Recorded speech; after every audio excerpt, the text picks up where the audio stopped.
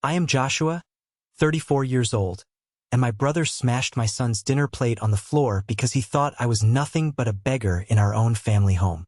Before I tell you about the moment I handed him an eviction notice that had been sitting in my pocket the whole time, tell me in the comments where you are watching from. I want to know who is standing in my corner today. It started on a Tuesday. Tuesdays were supposed to be quiet. That was the rhythm I had built for myself, my 7-year-old son Leo, and my grandfather Arthur.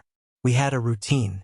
At 5 p.m., I would help Grandpa Arthur from his reading chair to his wheelchair. We would go to the kitchen. Leo would set the table, carefully with 2 hands, tongue poking out the corner of his mouth in concentration, and I would cook. That Tuesday I was making pot roast. It was Grandpa's favorite. The smell of thyme and slow-cooked beef filled the high ceilings of the old estate kitchen. It was one of the few rooms in the mansion that felt warm. The rest of the house was grand, sure, but it was cold. It carried the weight of generations of old money and of dust that seemed to settle no matter how much I cleaned. I was stirring the gravy when I heard the tires. Not just tires. The aggressive crunch of gravel being crushed under the weight of an expensive SUV braking too hard. I froze. I looked at Grandpa. He was sitting at the head of the small kitchen table, a napkin tucked into his collar. His hands were trembling slightly. Parkinson's had been cruel to him this year, but his eyes were sharp. They darted to the window. "Is that him?" Grandpa asked. His voice was raspy. "I think so," I said. I tried to keep my voice steady for Leo's sake. Leo was already shrinking into his chair. He knew what that sound meant. The front door didn't open. It was thrown open. The heavy oak slammed against the stopper so hard the vibration traveled through the floorboards into the kitchen. "Hello? Anyone alive in this mausoleum?"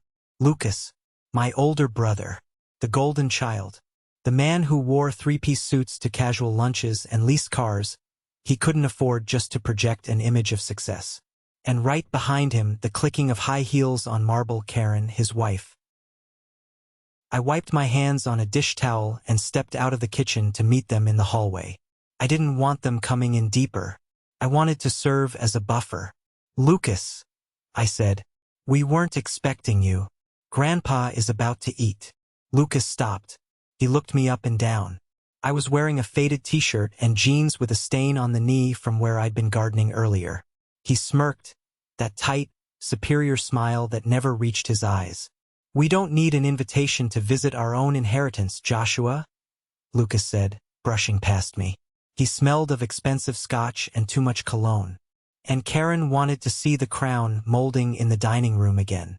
She's thinking of painting it gold when we take over management."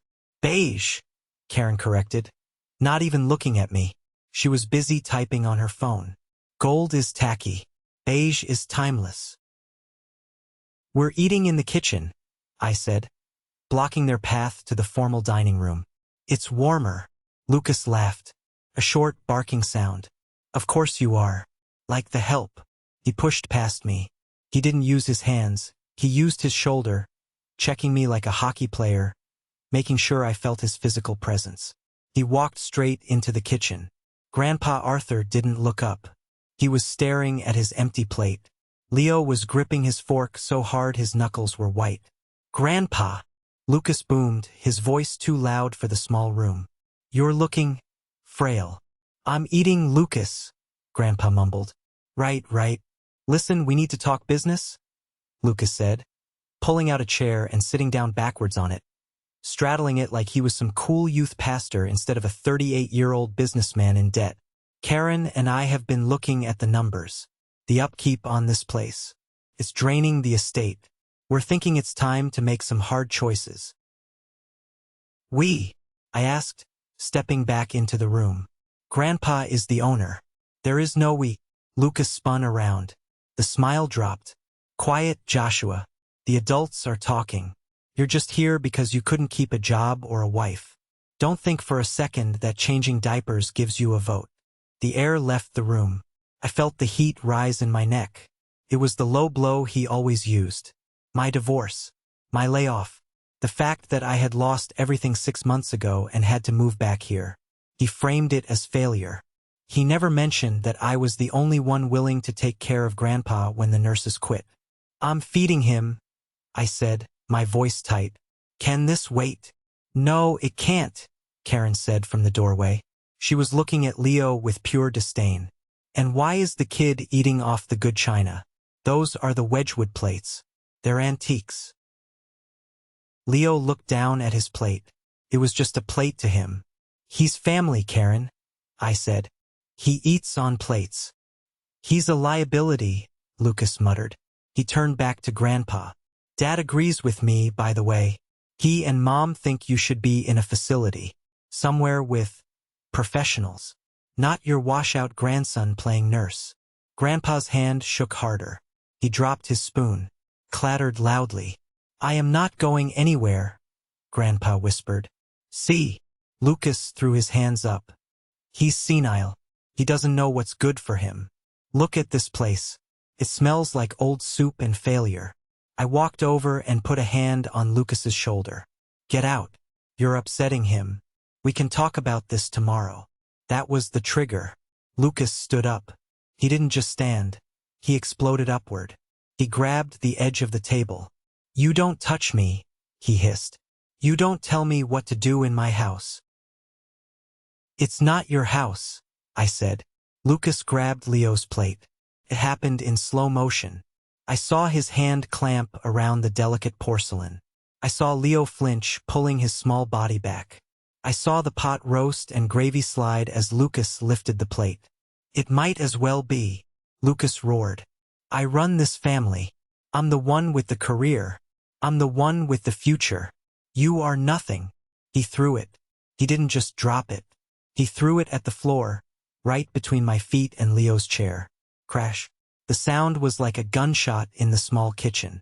Shards of white porcelain exploded outward. Gravy splattered onto my jeans, onto Leo's socks, onto the legs of Grandpa's wheelchair. Leo let out a small, terrified yelp and covered his ears. Silence followed. Heavy, ringing silence. Then Karen started clapping. A slow, mocking clap. "Finally," she said. "Someone had to put him in his place." Lucas was breathing hard, his face red, his eyes wild. He looked at the mess on the floor, then at me. A twisted grin spread across his face. "Oops," he said. "Looks like you have a mess to clean up, Joshua. But you're good at that, aren't you? Cleaning up messes. Wiping asses. It's all you're good for." He pointed a finger at Leo. "And teach your brat some manners. He shouldn't be eating with the owners of the estate. Next time he eats on the floor. Like the dog he is." My heart stopped. Then it restarted, beating a rhythm I hadn't felt in years. Cold, hard rhythm. I looked at my son. He was crying silently, tears tracking down his cheeks, terrified to make a sound. I looked at Grandpa. His head was bowed, his hands gripping the armrests of his wheelchair, so hard his skin looked like paper ready to tear. Then I looked at Lucas. He expected me to yell. He expected me to punch him. He wanted me to lose control so he could call the police, claim I was violent, and have the perfect excuse to kick me out tonight. I saw it in his eyes. He was baiting me. I reached for a napkin. I wiped a spot of gravy from my cheek. I moved slowly, deliberately. "Are you done?" I asked. My voice didn't shake. It was terrifyingly calm. Lucas blinked. The lack of reaction confused him. "Excuse me? Are you done throwing your tantrum?" I asked. "Or do you need to break a bowl too? You think you're smart?" Lucas stepped closer, invading my personal space. "You think because you live here rent-free you have rights? I'm the executor, Joshua. Well, I will be. And the second the old man kicks the bucket, hell, maybe before, you're on the street. No inheritance. No trust fund. Nothing." I reached into the inside pocket of my flannel shirt. I felt the cool paper of the envelope I had been carrying for 3 days. I had been waiting for the right time. Grandpa had told me to wait for the right time. "Actually," I said, pulling the envelope out, "we need to clarify something about the word executor." "What is that?" Karen asked, stepping closer, her eyes narrowing on the legal seal visible on the document. This, I said, unfolding the document and placing it on the table, right next to Grandpa's trembling hand, is a transfer of deed. What? Lucas scoffed. You printed a certificate off the internet? Did you give yourself a Best Caregiver award? No, I said. I looked him dead in the eye. It's a quitclaim deed. Signed, notarized, and filed with the county clerk last week. On Leo's birthday. The one you forgot. Lucas froze. He looked at the paper. He looked at the signature at the bottom. Grandpa Arthur's signature. Shaky, but unmistakable. And below it, the notary's stamp. Grandpa didn't just update his will, Lucas, I said, my voice dropping an octave, becoming the only sound in the room. He transferred the asset. He gave it away while he was still alive, to make sure there was no confusion in probate court. I leaned in. This isn't your inheritance. It's my house, and you just broke a plate on my floor. To understand why that silence in the kitchen was so heavy, you have to understand the noise of the last 6 months. You have to understand that I didn't come back to this mansion because I wanted to live like a prince. I came back because I had nowhere else to go.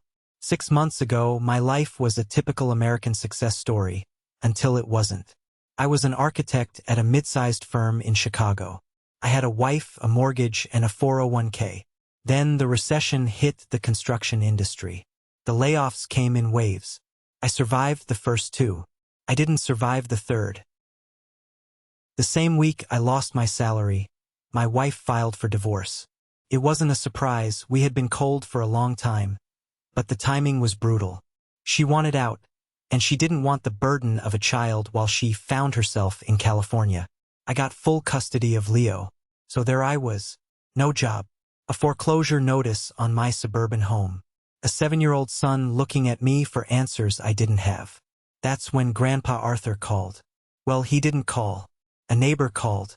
She told me Grandpa had fallen and had been lying on the floor for 6 hours because the nurse Lucas hired never showed up. I packed everything I owned into my sedan and drove 4 hours back to the estate. When I arrived, the house was a tomb. It smelled of stale medicine and neglect. Lucas, who lived 20 minutes away in a luxury condo, hadn't visited in 3 weeks. He was too busy closing deals. I remember the first night I walked into Grandpa's room. He was so thin. He looked like a bird that had fallen out of a nest. "Joshua," he had whispered. "Is that you?" "I'm here, Grandpa," I said, choking back tears. "I'm here." For the next 6 months, I became invisible to the world, but I became everything to Grandpa. I wasn't an architect anymore. I was a nurse, a cook, a cleaner, and a storyteller. I learned the rhythm of his medication. I learned how to lift him without hurting his brittle back. I learned that he hated the news because it made him anxious, but he loved listening to audiobooks about history. And Lucas? Lucas was a ghost. He would call, sure. He would call once a week, usually on speakerphone while he was driving somewhere. "How's he doing?" Lucas would ask, his voice distracted. "Is he, lucid?" "He's fine, Lucas," I would say. "He misses you. You should visit." Yeah. Listen, did you find that folder in his study? The one with the bank account details? I need to verify something for the tax return. That was always the conversation. Taxes, assets, property values. Lucas wasn't asking about his grandfather. He was asking about his portfolio. There was one day about 3 months in that broke me. I was exhausted. Leo was struggling at his new school, getting bullied for his thrift store clothes. I had spent the morning arguing with the insurance company about Grandpa's physical therapy coverage. I went out to the garage to vent. The garage was a detached building, an old carriage house. It was filled with junk, boxes of old magazines, broken furniture, gardening tools. But in the back, under a thick layer of dusty tarps, sat the ghost of the family's past. The 1963 Rolls-Royce Phantom. It was a wreck. The leather was cracked, the paint was dull, and the engine hadn't turned over in a decade. Grandpa loved this car. He used to tell me stories about driving Grandma to the coast in it. I pulled the tarp off. I needed to do something with my hands other than dial phone numbers or mix medicine. I grabbed a rag and some polish I found on a shelf. I started scrubbing the chrome bumper. "What are you doing?" I jumped. Lucas was standing in the doorway of the garage.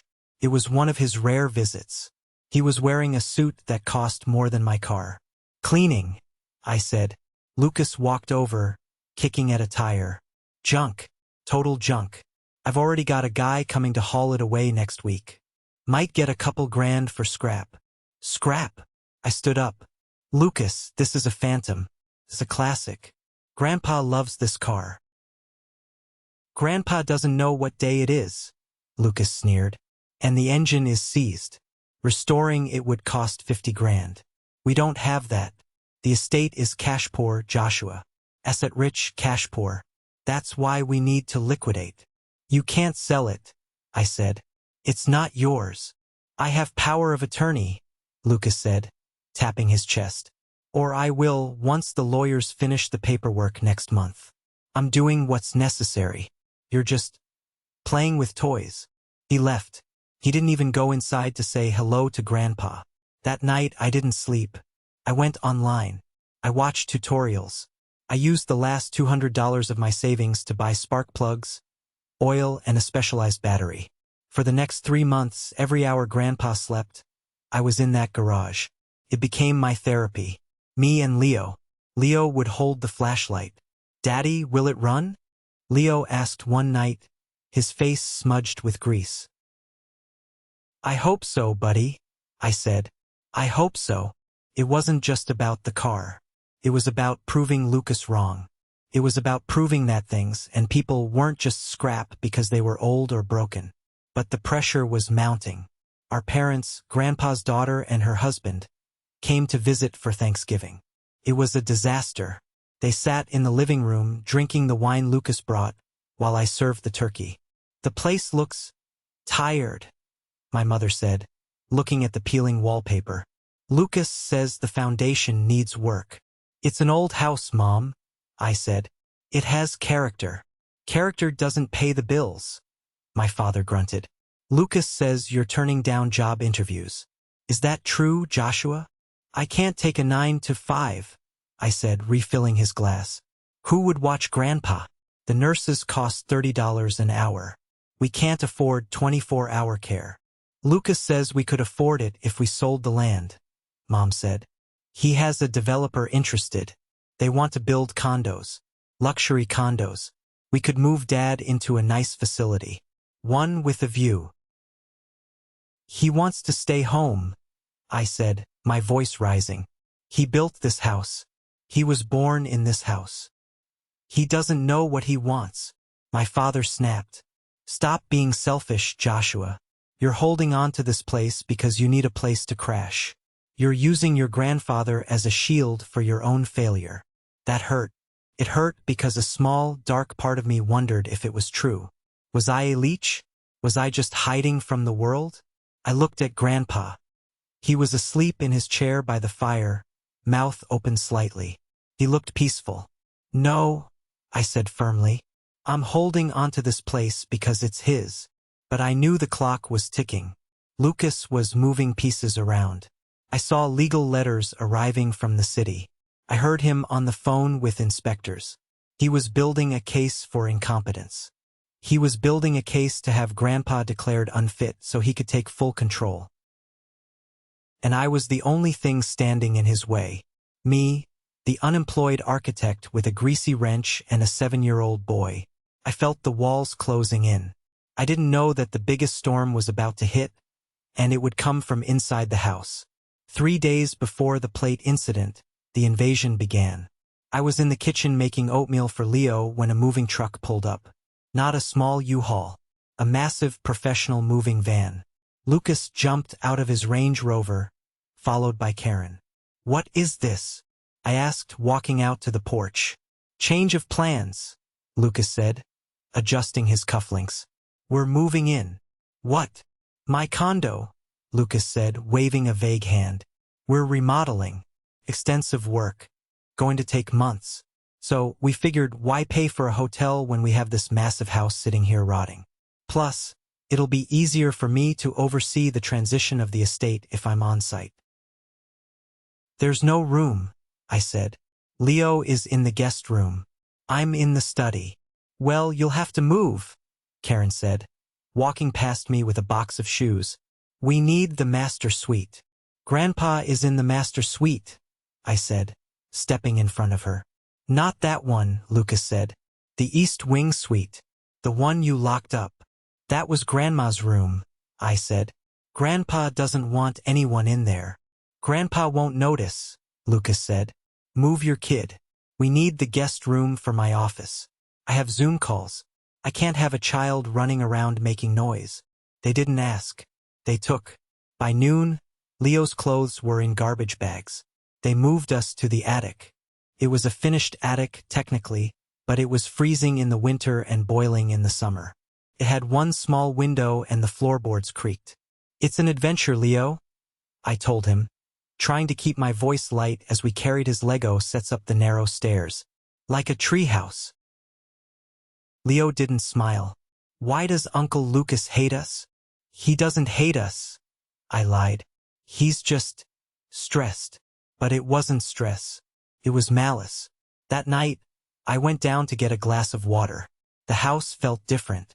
It was filled with boxes of their stuff. Modern art that clashed with the Victorian walls. Espresso machines that looked like spaceships. I heard voices in the living room. Lucas and Karen. They were drinking wine.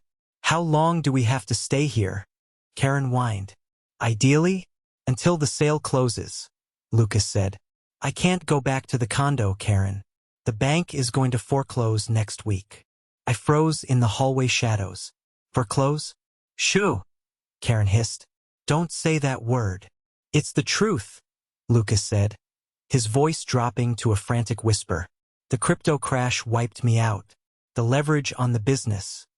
It's gone. If I don't liquidate this estate in 30 days, I'm done. Bankruptcy.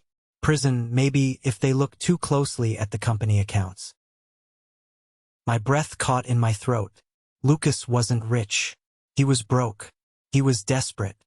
He wasn't trying to sell the house for Grandpa's benefit. He was trying to sell it to cover his own massive failures. What about Joshua? Karen asked.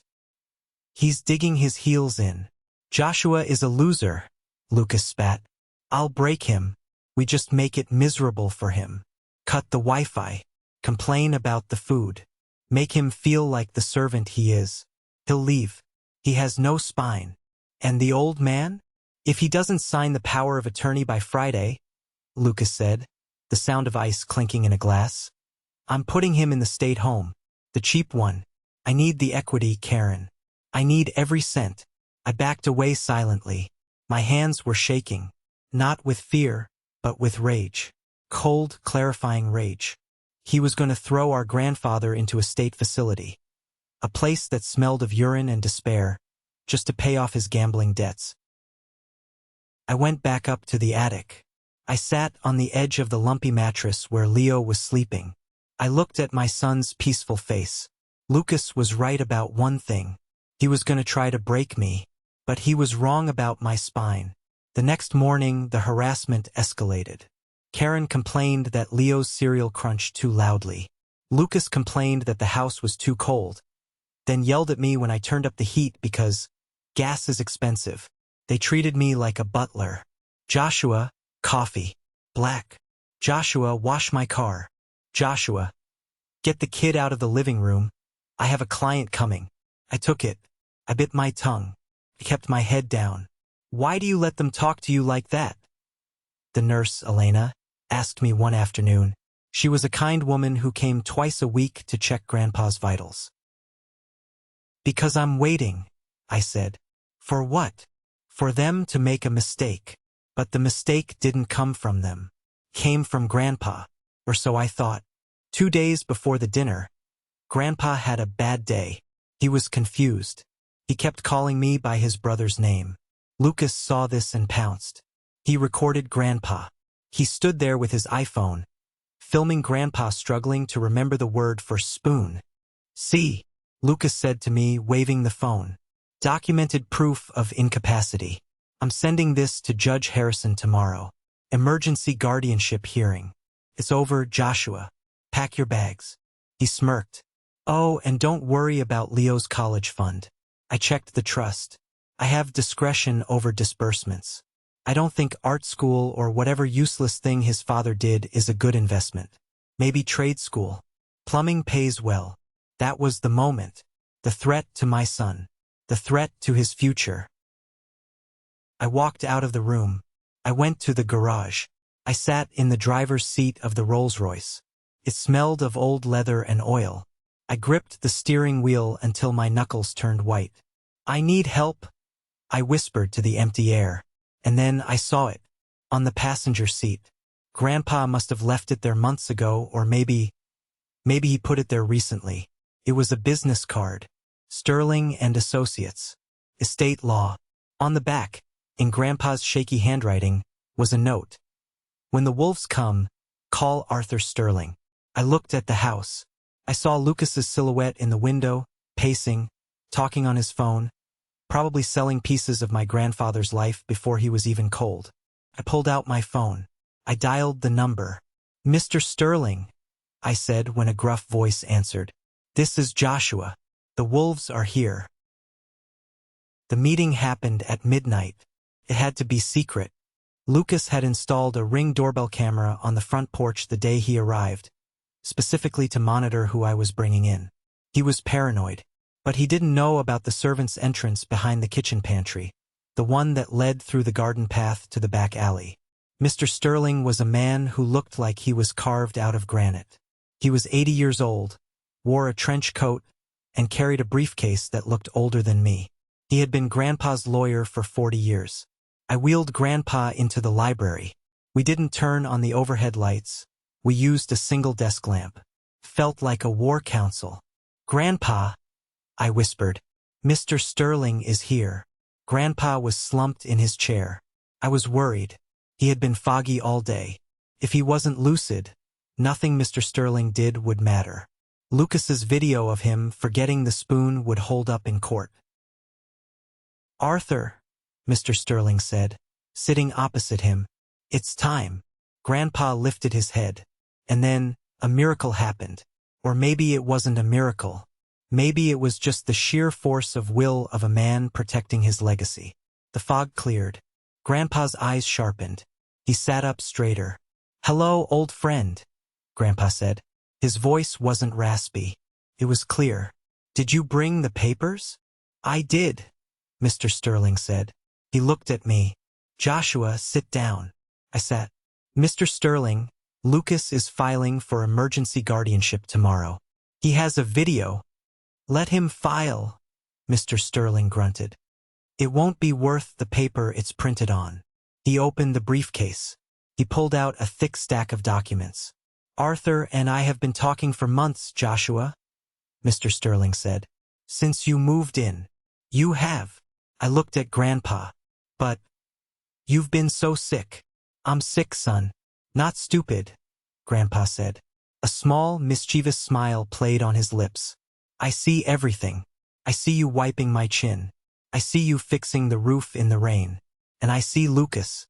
I see him checking my pulse like he's checking a turkey timer. Grandpa knows about Lucas's debts, Mr. Sterling added. We ran a background check on him 3 months ago. He's leveraged to the hilt. If he gets control of this estate, he will liquidate everything within a week. The house, the land, the investments. He'll sell it all to save his own skin. I felt a chill. I was right. So we are going to bypass the will, Mr. Sterling said. A will can be contested. A will takes months to probate. Lucas can drag a will through court for years, draining the estate with legal fees until there's nothing left. So what do we do? I asked.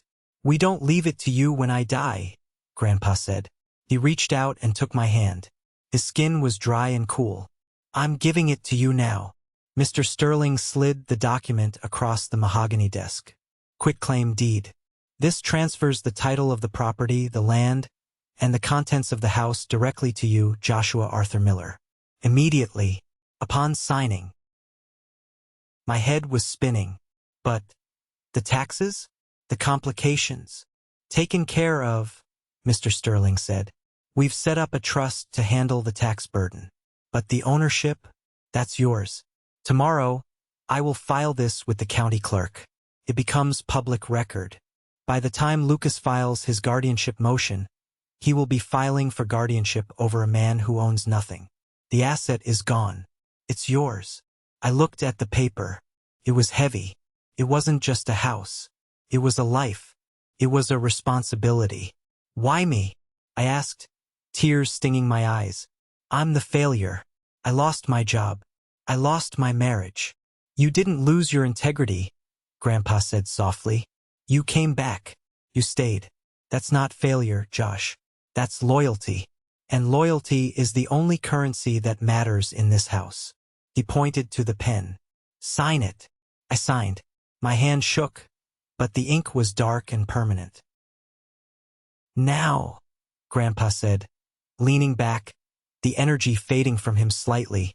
There is one condition. Anything, I said. Don't tell him yet. What? If you tell him now, he'll fight dirty. He'll call the police, he'll claim coercion. We need him to expose himself, Grandpa said. His voice was getting tired, but the steel was still there. Wait until he thinks he's won. Wait until he shows his true face. Wait until he is so cruel, so undeniable, that no judge in the world will side with him. You want me to let him bully us? I want you to give him enough rope to hang himself, Grandpa said. Can you do that? Can you hold your fire until you see the whites of his eyes? I thought about Karen throwing out Leo's drawings. I thought about Lucas looking at my son like he was a stray dog. I can do it, I said. Mr. Sterling packed up the papers. I'll have this stamped and official by 9 a.m. tomorrow. Keep your copy safe. Keep it on your body. He left into the rainy night. For the next 2 days it was torture. I had the power to end it, but I had to wait. I watched Lucas strut around the house like a king. I watched him bring in a contractor to measure the windows for replacement. Something modern. No more of this Gothic trash. I watched him yell at Grandpa for spilling tea. Look at you, Lucas sneered at Grandpa. Disgusting. Can't wait to get you into a place with plastic sheets. I touched the envelope in my pocket. Not yet, I told myself. Not yet. Then came Tuesday. The pot roast. The plate. When Lucas threw that plate at my son when he called him a dog. That was the signal. That was the moment the rope ran out. The conspiracy of good was over. The war had begun. We are back in the kitchen. The shards of the Wedgwood plate are still vibrating on the floor. The gravy is seeping into the grout. Actually, I said, the envelope in my hand feeling like a sword. Grandpa transferred the deed to me last week. The silence that followed wasn't empty. It was heavy. It was the sound of a vacuum sucking the oxygen out of the room. Lucas stared at the document I had placed on the table. He blinked. Once. Twice. That's a fake, Karen said, her voice shrill. She laughed. A nervous, jagged sound. He printed it off LegalZoom. Look at him, Lucas. He's pathetic. Lucas didn't laugh. He was a businessman. He knew what a notary seal looked like. He knew what a county clerk stamp looked like. He reached out, his hand trembling slightly, and picked up the paper. He read. I watched his eyes scan the lines. I watched the color drain from his face, starting at his forehead and washing down to his neck until he was the color of old ash. Quitclaim, he whispered. Consideration of $1. He looked up at me. The arrogance was gone, replaced by a raw, naked panic. You stole it. You coerced him. He's incompetent. He doesn't know what he signed. Read the date, Lucas, I said, leaning against the counter, crossing my arms. October 12th. So, October 12th was the day you sent Dr. Eris over here to evaluate him. Remember? You wanted proof he was senile so you could rush the guardianship. Lucas swallowed hard. He remembered. And what did Dr. Eris write in his report? I asked. Lucas didn't answer. He wrote that Arthur Miller is physically frail but mentally acute and fully oriented. I quoted. You hid that report because it didn't fit your narrative. But Mr. Sterling has a copy, and he attached it to the filing of this deed. We have a doctor's note from the same day verifying he was of sound mind when he signed this house to me." "No," Lucas whispered. He crushed the paper in his hand. "No, I have buyers. I have a bridge loan secured against this property. The money is already spent." "That sounds like a you problem," I said. "You can't do this," Karen screamed. She lunged forward, grabbing the paper from Lucas. "I'm calling the police. This is fraud. You're manipulating an old man. Call them." A voice rasped. We all turned. Grandpa Arthur was gripping the edge of the table. He was pulling himself up. He hadn't stood up without help in 6 months. His legs were shaking violently, but he was standing. "Grandpa, sit down," I said, rushing forward. "No!" Grandpa roared. It wasn't a whisper anymore. It was the voice of the man who had built a business empire from nothing. "I want to stand. I want to look him in the eye." He looked at Lucas. "You came into my house," Grandpa said, breathless but fierce. "You ignored me for years. You waited for me to die. And when I didn't die fast enough, you tried to bury me." "Dad, I was trying to help," Lucas stammered, stepping back. "You threw a plate at a child," Grandpa shouted, pointing a crooked finger at Leo. "You called my great-grandson a dog. In my kitchen." "Grandpa, please," Lucas said, sweat beading on his forehead. "It was a joke. I was stressed. The market, the crypto." "I don't care about your crypto," Grandpa spat. "I care about family. Joshua is family. You are a vulture." Grandpa slumped back into his chair, exhausted by the effort. I put a hand on his shoulder to steady him. "You heard the owner," I said to Lucas. "Well, the previous owner. The current owner is telling you to leave." "We live here," Karen shrieked. "We have rights. Squatters' rights. You have to give us 30 days notice." I smiled. It was a cold smile. "Actually, you've been here 6 days. In this state, tenancy isn't established until 30 days. You are guests, and guests can be asked to leave at any time." I checked my watch. It is 6:15 p.m. If you are not off my property by 6:45 p.m., I am calling the sheriff. And since the sheriff is an old fishing buddy of Grandpa's, I don't think he'll be very sympathetic to the man who just assaulted a 7-year-old. "Assault?" Lucas laughed nervously. "I broke a plate. You threw an object with intent to harm in the direction of a minor," I said, using the legal phrasing Mr. Sterling had taught me. "That's assault, or child endangerment. Do you want to find out which charge sticks?" Lucas looked at me. He looked at the wreckage on the floor. He looked at the terrified realization in his wife's eyes. The power dynamic had shifted. The gravity of the room had moved from him to me. "Fine," Lucas spat. "Fine. Keep this rotting heap. See if I care. The roof leaks. The pipes rattle. You'll be bankrupt in a year trying to heat this place." "Maybe," I said, "but I won't be homeless. Unlike you." "Let's go, Karen," Lucas said, turning on his heel. "We're going to a hotel. The Four Seasons." "With what credit card?" Karen hissed at him, her voice low but audible. "You said they were all maxed out." "Shut up." Lucas pushed her toward the door. "Just pack the bags." They scrambled. It wasn't the dignified exit of high society people. It was a frantic, messy retreat. I heard them running upstairs. I heard suitcases being thrown open. I turned to Leo, picked him up and hugged him tight. He buried his face in my neck. "Is he gone, Daddy?" "He's going, buddy. He's going." I looked at Grandpa. He was breathing heavily, but he was smiling. He gave me a thumbs up. But it wasn't over yet. Lucas wasn't the type to leave quietly. He had one more card to play, or so he thought. 30 minutes. That was the deadline. I sat in the hallway in a chair watching the staircase. I held my phone in my hand, the screen glowing with the number for the sheriff's department already dialed, thumb hovering over the call button. Grandpa was resting in the living room with Leo watching cartoons. I needed to be the guard dog. At 6:40 p.m., they came down. They looked ridiculous. Karen was wearing a fur coat over yoga pants, dragging 2 Louis Vuitton suitcases that were clearly overstuffed. Lucas was carrying a box of his office essentials, mostly awards he had bought for himself and a humidor for cigars he couldn't afford. They stopped at the bottom of the stairs. "This isn't over," Lucas said, pointing a finger at me. "I'm calling my lawyer in the morning. We'll sue for undue influence. We'll sue for elder abuse. I'll tie this property up in litigation for so long you'll wish you never signed that paper." "You do that," I said, standing up. "But lawyers cost money, Lucas. Do you have a retainer fee?" Lucas's jaw tightened. He knew I knew.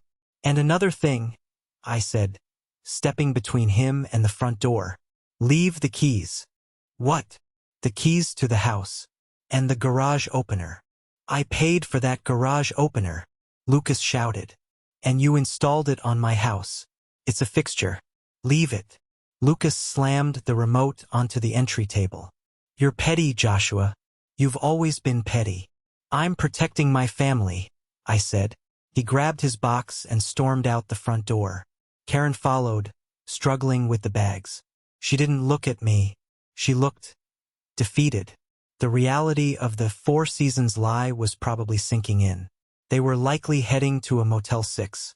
I followed them out to the driveway. I wanted to see taillights. I needed to see them leave. Lucas threw his box into the back of his Range Rover. He slammed the trunk. He marched around to the driver's side. He paused. He looked at the garage. The garage door was open. I had left it open earlier when I was grabbing tools. The light was on. And there, gleaming under the single hanging bulb, was the Rolls-Royce. It wasn't the dusty wreck he had seen 3 months ago. The chrome was polished to a mirror shine. The leather had been conditioned.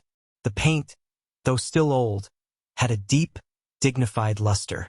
Lucas stopped. He walked toward the garage, drawn like a moth to a flame. "You," he muttered. "You fixed it." "I did," I said, standing at the edge of the driveway. "That car is worth 80, maybe 100,000 in this condition," Lucas said. His voice changed. The anger was gone, replaced by a hungry, desperate greed. He turned to me. His face softened. He put on that fake smile, the salesman smile. "Josh," he said. "Hey, look, maybe we acted hastily. Did we? I mean, we're brothers," Lucas said, taking a step toward me. "Family fights, right? Is what we do. But we shouldn't let money come between us." "You threw a plate at my son," I reminded him. I know. I was upset. I'll apologize. I'll buy him a new, whatever, a PlayStation." Lucas gestured to the car. "Listen, I have a buyer for this. Collector in Dubai. He offered me $120,000 for it as is, if the engine turns over." "Does it turn over?" "It purrs," I said. "Great. See? This is a win. We sell the car. Split the money. 60 grand each. That helps you fix the roof, helps me with my liquidity issue. We forget about the eviction. I stay in the guest room for a week, just until the deal closes. What do you say?" I looked at him. I really looked at him.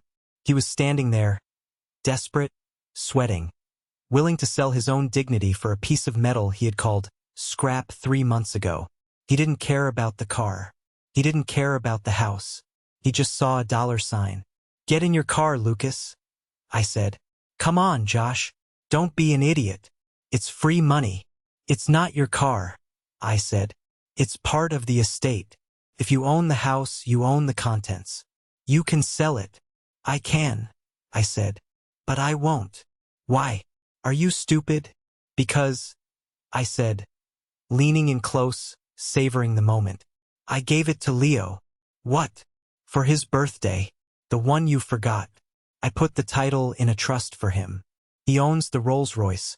So unless you want to negotiate a sale with a 7-year-old who is currently crying because you called him a dog, you're out of luck." Lucas's mouth fell open. You gave $100,000 car to a child? I gave a family heirloom to the only person who helped me polish it, I said. Lucas stared at me. He realized then that he couldn't negotiate with me. He couldn't bully me, and he couldn't buy me. You'll regret this, he whispered. When the property taxes come due, when the heating bill comes, you'll come crawling to me. Goodbye, Lucas. He got in his Range Rover. He revved the engine aggressively, peeling out of the driveway, gravel spraying everywhere, the same gravel he had crunched on his way in.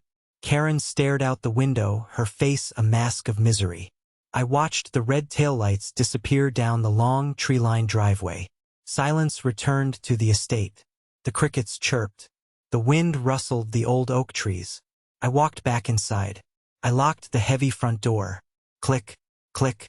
The sound of the deadbolt sliding home was the most satisfying sound I had ever heard. I went into the living room. Grandpa was asleep in his chair. Leo was curled up on the rug, coloring. Is he gone? Leo asked, looking up. Yeah, buddy, I said, sitting down on the floor next to him. He's gone. Is this our house now? I looked around at the peeling wallpaper, the drafty windows, the high ceilings that held so many memories. It wasn't perfect. It was old. It was expensive. It was going to be a lot of work. But it was safe. Yes, I said, kissing the top of his head. It's our house. The morning after the eviction, the sun didn't just rise. It felt like it broke through a dam. I woke up on the floor of Leo's room, my back aching from the thin rug, but my chest felt lighter than it had in a decade. The house was silent. Not the heavy, oppressive silence of walking on eggshells around Lucas, but the peaceful, dusty silence of a building that was finally taking a deep breath. But victory, I quickly learned, comes with a utility bill. Owning a historic estate isn't like winning the lottery. It's like inheriting a giant, hungry, beautiful beast. The first month was a brutal wake-up call. The heating oil delivery cost $1,200. The property tax assessment arrived 3 days later, a number so large I had to sit down on the stairs to breathe. Lucas had been right about one thing: we were asset-rich and cash-poor. Daddy, the ceiling is crying, Leo told me one rainy Tuesday. I ran to the library. Sure enough, water was dripping steadily onto the mahogany floor, missing the rare books by inches. I spent the next 4 hours on the roof in a windstorm, nailing down a blue tarp, slipping on wet slate, praying I wouldn't fall and break my neck, because there was no one else to take care of Grandpa. That was the reality. I wasn't a rich heir lounging in a silk robe. I was a janitor with a mortgage. But I loved every second of it, because every nail I drove was mine. Every floorboard I polished was for us. Grandpa thrived. It was amazing to watch. Without the stress of Lucas looming over him, without Karen's judgmental stares, he seemed to age backward. We established a new routine. In the mornings, I would will him into the kitchen, our kitchen, and we would drink coffee while Leo ate his toast. We need to prune the roses, Josh, Grandpa would say, pointing out the window. They're getting unruly. I'm on it, Grandpa. Right after I fix the disposal. Good lad. And check the oil in the Phantom. Machines die if they sit still too long. The Phantom, that car became our symbol. I didn't sell it. Couldn't. Even though selling it would have fixed the roof properly and paid the taxes for 2 years, I couldn't do it. It was Leo's now. Technically, it was in a trust one set up with Mr. Sterling, but in spirit it was the anchor of our new life. Every Sunday, weather permitting, I would back it out of the garage. I would lift Grandpa into the passenger seat, a 20-minute process that required patience and leverage, and Leo would hop in the back, sinking into the plush leather that smelled of 1963. We would drive into town. We didn't go fast. We rolled down Main Street at 25 miles per hour, the massive engine purring like a lion. People stopped. They stared. Not because of the money, but because of the dignity. They saw Arthur Miller, the man they thought was dying, waving like a king from the window of his own chariot. It was our victory lap. But the war wasn't completely over. The enemy had just retreated to the trenches. 3 weeks after the eviction, the process server arrived. He was a bored-looking man in a windbreaker who handed me a thick envelope while I was weeding the front garden. "You've been served," he said, chewing gum. I opened it right there in the dirt. Lucas Miller versus Joshua Miller and Arthur Miller. He was suing. Of course he was. The lawsuit was a masterpiece of fiction. It claimed undue influence, elder abuse, fraudulent conveyance, and intentional infliction of emotional distress. Lucas was claiming that I had drugged Grandpa, isolated him, and forced him to sign the deed while he was hallucinating. He demanded the return of the property, the car, and $500,000 in punitive damages. My stomach dropped. Not because I was guilty, but because lawyers cost money. Money I didn't have. I called Mr. Sterling. "Let him try," Mr. Sterling growled over the phone. "I've been waiting for this." The deposition was scheduled for a month later. In that month, I learned what had happened to Lucas. And it wasn't pretty. Small towns talk. The gossip traveled from the country club to the grocery store, and eventually to me. Lucas hadn't gone to the Four Seasons. He had gone to a mid-range chain hotel by the highway. Then, when his credit card started declining, they moved to a furnished rental apartment on the bad side of town. His business, a consulting firm that was mostly smoke and mirrors, collapsed. It turned out he had been using client deposits to pay for his Range Rover lease and Karen's designer bags. When the crypto market crashed, he tried to cover the holes with more borrowing, banking on selling the estate to pay it all back. When I kicked him out, the house of cards fell. His investors sued him. The bank repossessed the Range Rover. I actually saw it happen. I was in town buying hardware, and I saw a tow truck hooking up his black SUV in the parking lot of the pharmacy. Lucas was screaming at the driver, waving his arms, looking disheveled and frantic. He wasn't wearing a suit. He was wearing sweatpants. I didn't stop. I didn't honk. I just drove past in my 10-year-old sedan, filled with lumber for the porch. I felt a pang of pity, but then I remembered the plate crashing on the floor. I remembered him calling my son a dog. The pity evaporated. Then came the parents. This was the hardest part. My mother and father, Lucas's biggest cheerleaders, had been suspiciously quiet since the eviction. They hadn't called. They hadn't visited. Then, about 2 months in, just before the lawsuit was set to move forward, they showed up. I was painting the front door. I wanted to change it from the dour black it had been for 50 years to a welcoming deep red. I heard their car, a sensible sedan, pull up. My mother got out. She was holding a Tupperware container. My father followed, looking at his shoes. "Joshua," Mom said, putting on a bright, brittle smile. "We brought lasagna." Lasagna, the universal peace offering of guilt. "Hello, Mom." "Dad," I said, not putting down my paintbrush. "To what do I owe the pleasure?" We wanted to see how you were managing," Dad said, kicking at a loose stone.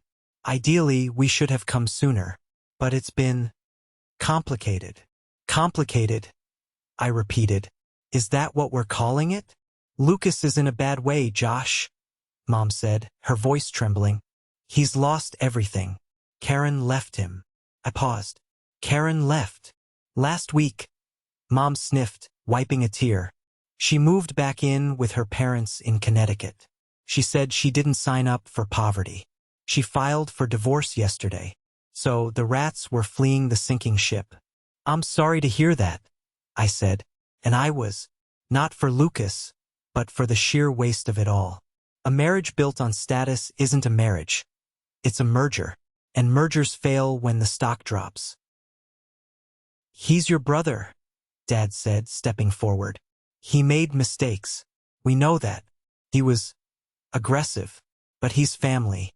He's living in a studio apartment, Josh. He's sleeping on a futon." "And?" I asked. "And this house has 8 bedrooms," Mom said. "We were thinking, maybe you could let him come back, just for a while, just until he gets back on his feet. He could help you with the repairs. He promised he'd be different." I looked at them, These were the people who had sat at the Thanksgiving table and told me I was a failure. These were the people who had watched Lucas bully me for years and called it ambition. They didn't want justice. They wanted comfort. They wanted the problem to go away so they could go back to pretending we were a perfect family. "Did he send you?" I asked. They didn't answer. That was answer enough. "He's suing me, Mom," I said calmly. "He's suing Grandpa. He's trying to prove Grandpa is insane. You want me to invite the man who is actively trying to destroy us back into our home. He'll drop the lawsuit," Dad insisted. "If you let him move in, he'll drop it. It's a negotiation." "It's blackmail," I corrected. I put the paintbrush down. I wiped my hands on a rag. "No," I said. "Joshua, please," Mom pleaded. "Be the bigger person." "I am being the bigger person," I said. "I'm being the person who protects his son." Lucas threw a plate at Leo. He traumatized him. Leo still asks me if Uncle Luke is coming back every time he hears a car door slam. My job isn't to save my adult brother from the consequences of his own greed. My job is to make sure my child feels safe in his own home. "You're being cruel," Mom said, her voice hardening. "Just like your grandfather. Stubborn and cruel." "If protecting my family is cruel," I said, picking up the brush again, "then I'm okay with that." "We won't come back," Dad threatened. "If you turn him away, you turn us away." I looked at the house. I looked at the window where Grandpa was reading a book to Leo. I could see their silhouettes. "I understand," I said. "Goodbye." They left the lasagna on the porch railing. I watched them drive away. I felt a crack in my heart. They were my parents, after all. But underneath the pain was a solid foundation of self-respect. I didn't eat the lasagna. I gave it to the dog we adopted the next week. A rescue golden retriever named Buster. Because every boy needs a dog, and every estate needs a guardian. The lawsuit died a quiet, humiliating death 3 weeks later. We met for a deposition at Mr. Sterling's office. Lucas walked in. He looked 10 years older. His hair was thinning, his suit was wrinkled, and he had the desperate, shifty eyes of a man who hadn't slept in days. He sat across from me. He wouldn't meet my eyes. Mr. Sterling didn't waste time. He placed a laptop on the table. "Mr. Miller," Sterling said to Lucas, "before we begin, I want to play a video for you." "I've seen the video of the plate," Lucas's lawyer, a cheap strip mall attorney, sneered. "It proves nothing but a heated family argument." "Not that video," Sterling said. He pressed play. It was footage from the doorbell camera Lucas had installed. But it wasn't from the night of the eviction. It was from 2 months prior. The video showed Lucas standing on the porch, talking on his cell phone. He clearly didn't know the audio was recording. "Yeah, the old man is totally gone," Lucas's voice said clearly on the recording. "He doesn't know what day it is. But I need to get him to sign the power of attorney before he croaks. I'm going to cut the heat in his room tonight. Make him uncomfortable. Make him pliable. If he gets pneumonia, well, nature takes its course, right? Faster payout." The silence in the conference room was absolute. Lucas's lawyer turned pale. He looked at Lucas. "You said there was no evidence of malice." I was joking," Lucas stammered. "It was dark humor. It's premeditated elder abuse," Mr. Sterling said, closing the laptop. "And attempted manslaughter. Now here is my offer.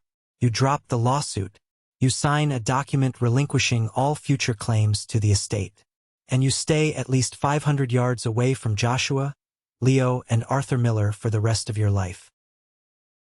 "And if I don't?" Lucas whispered. "Then I take this video to the district attorney," Sterling said. "And you won't be looking for an apartment. You'll be looking at 5 to 10 years. Lucas signed. His hand shook so hard he tore the paper. He didn't look at me when he left. He just walked out, a small, broken man carrying the weight of his own sins. I walked out of that office into the bright sunlight. I called Grandpa. "It's done," I said. "He's gone. He's gone, Grandpa. For good." "Good," Grandpa said. "Now come home." The roses need watering. That evening, I sat on the porch. The fresh red paint was dry. The sun was setting over the trees, casting long golden shadows across the lawn. Leo was throwing a tennis ball for Buster. Grandpa was sitting in his wheelchair, wrapped in a blanket, watching them with a smile that lit up his face. The roof still leaked a little in the guest room. The boiler was making a funny noise. My bank account had exactly $400 in it. But I was the richest man in the world. A few days later, a letter arrived. No return address. The handwriting was jagged and feminine. Karen. I stood by the fireplace in the living room, the one we had finally cleaned the soot out of, and opened it. Joshua. It read. I want you to know this was all Lucas. He made me act that way. He told me we were owed that house. I never hated Leo. I was stressed. Please, if there is any money in the trust for family, consider helping me. I am living in my childhood bedroom. I am a victim here too. I read it twice. I thought about her clapping when the plate broke. I thought about her calling my son a dog. I thought about her complaining that the good china was wasted on him. She wasn't a victim. She was an accomplice who regretted getting caught. I didn't write back. I didn't send money. I tossed the letter into the fire. I watched the flames curl the edges of the paper. I watched the words, I am a victim, turn into black ash and float up the chimney, disappearing into the night. Daddy! Leo yelled from the kitchen. Buster knocked over the water bowl. I'm coming! I yelled back. I grabbed a towel. I walked into the kitchen. There was water everywhere. Buster was wagging his tail, looking guilty. Leo was giggling. It's a mess, Leo said. It is, I agreed, getting down on my knees to wipe it up. Are you mad? No, I said. I'm not mad. Messes happen. We just clean them up. And that was the truth. We had spent 6 months cleaning up the biggest mess of our lives. Now, a little spilled water was nothing. 3 months later, summer arrived. The estate looked different now. The grass wasn't perfectly manicured like a golf course, but it was green and alive. There were tricycles on the porch. There were tomato plants growing in pots by the back door. My attempt at a vegetable garden to save on grocery bills. I was sitting in the driver's seat of the Rolls-Royce, parked in the driveway. I wasn't going anywhere.